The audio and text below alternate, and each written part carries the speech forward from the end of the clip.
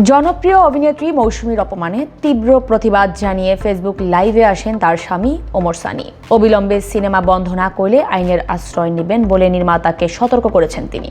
এছাড়া শিল্পী ও পরিচালক সমিতিতেও ইতোমধ্যে চিঠি দিয়েছেন সানি।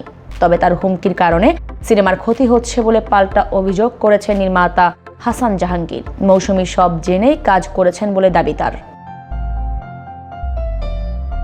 প্রায় ৩ বছর আগে শুরু হওয়া কন্ট্রাক্ট ম্যারেজ নামক একটি প্রজেক্ট নাটক থেকে হঠাৎ সিনেমা হয়ে প্রেক্ষাগৃহে মুক্তির ঘোষণা আসার পর শুরু হয়েছে এক নজিরবিহীন বিতর্ক। মৌসুমী জানান, মাত্র ৩ দিনের শুটিংয়ে একটি নাটকে অভিনয় করেছিলেন তিনি। পরে ফুটেজ বেশি হওয়ায় সেটিকে টেলিফিল্ম করতে সম্মতি দিলেও সিনেমা হিসেবে মুক্তির ব্যাপারে তিনি কিছুই জানতেন না। কিন্তু এখন সেটিকে কোনো ডাবিং বা প্রপার আয়োজন ছাড়াই সিনেমা হিসেবে মুক্তি দেওয়া হচ্ছে বলে অভিযোগ করেন তিনি। একই সাথে সিনেমার পারিশ্রমিক দেওয়া হয়নি এবং এই গল্পটি বড় পর্দার জন্য একদমই উপযুক্ত নয় বলে দাবি করেছেন অভিনেত্রী মৌসুমী। তিনি জানান, এটিকে কাটপিস স্টাইলে সিনেমা বানানো হয়েছে। সেন্সর বোর্ড কিভাবে ছাড়পত্র দিল তা নিয়েও প্রশ্ন তোলেন তিনি।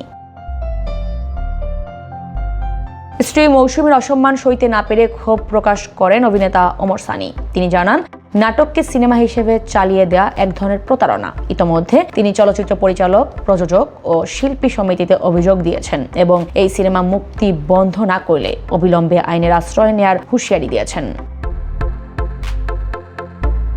অন্যদিকে নির্মাতা হাসান জাহাঙ্গীর অভিযোগগুলো অস্বীকার করে বলেছেন, আমেরিকার এক প্রতিনিধির মাধ্যমে মৌসুমীর পুরো পারিশ্রমিক পরিশোধ করা হয়েছে এবং ছাড়পত্র পাওয়ার পর টিজার পোস্টার পাঠানোর সময়ও মৌসুমী কোনো আপত্তি জানাননি।